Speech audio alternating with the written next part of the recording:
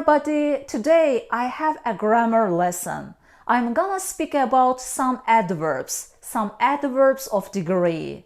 So let's get started with one of them. Enough. We should know its correct position. It goes after adjectives and adverbs. Adjective or adverb plus enough. For example, hard enough, well enough, strong enough.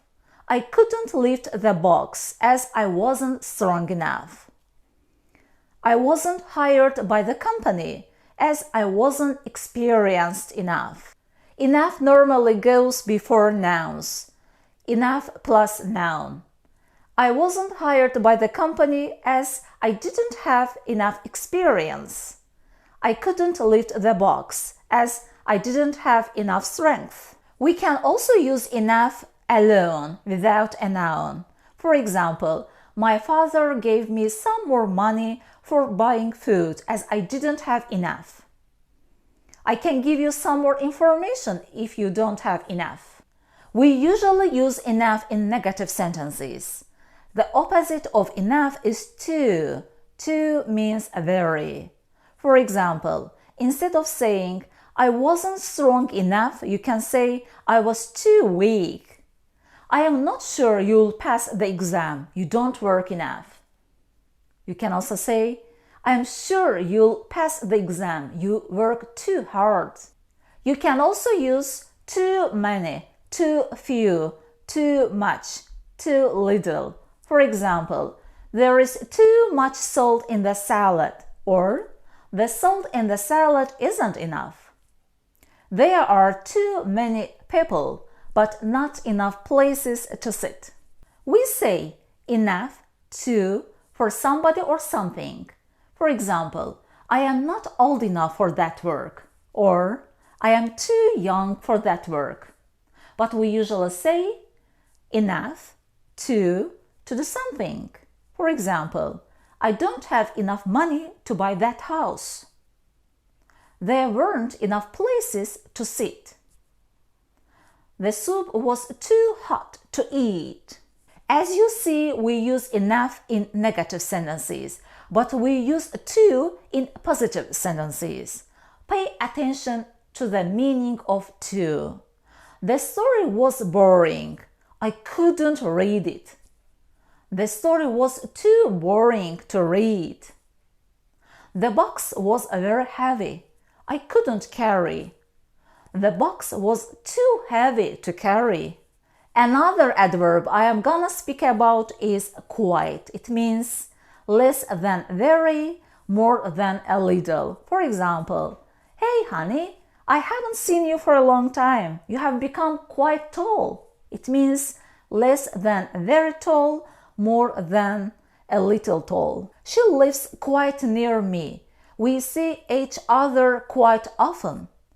Quite usually comes before the articles an.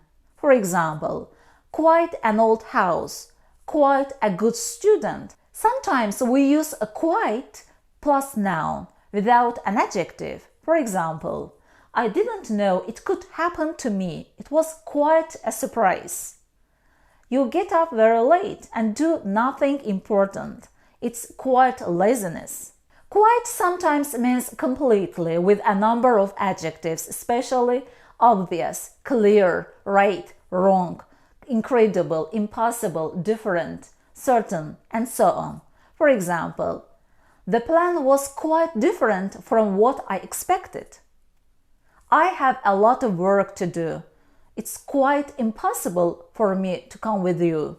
We also use quite with some verbs. For example, quite agree. I quite agree with you. I completely agree with you. Not quite means not completely. Are you ready for the exam? Not quite. There is a word similar to quite. It's quiet. Quiet. It means still, silent. But the pronunciation and the spelling are different. Quite, quiet. Don't speak, be quiet. I'm trying to focus on my working. Now let's speak about rather. Rather. It is similar to quite, but we mainly use rather with negative words and negative ideas. For example, the lesson was rather boring. You can't learn English better. You are rather lazy. We should take a taxi because it is rather a long way to walk. When we use rather with positive words, it means surprisingly or unusually.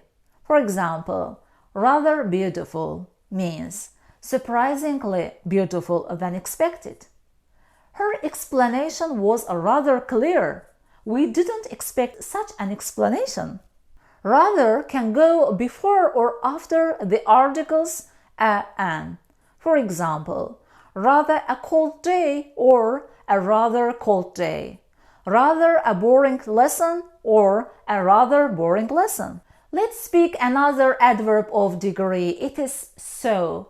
We use so to make the meaning of an adjective or adverb stronger. For example, I can't understand you clearly. You speak so fast. My room is so messy. I can't find what I want. I am so exhausted that I can't even sleep on the floor. Don't confuse so with such. The same meaning, but they are used differently. We say so plus adjective or adverb, but we say such plus adjective plus noun. For example, it is so hot, or it is such a hot day.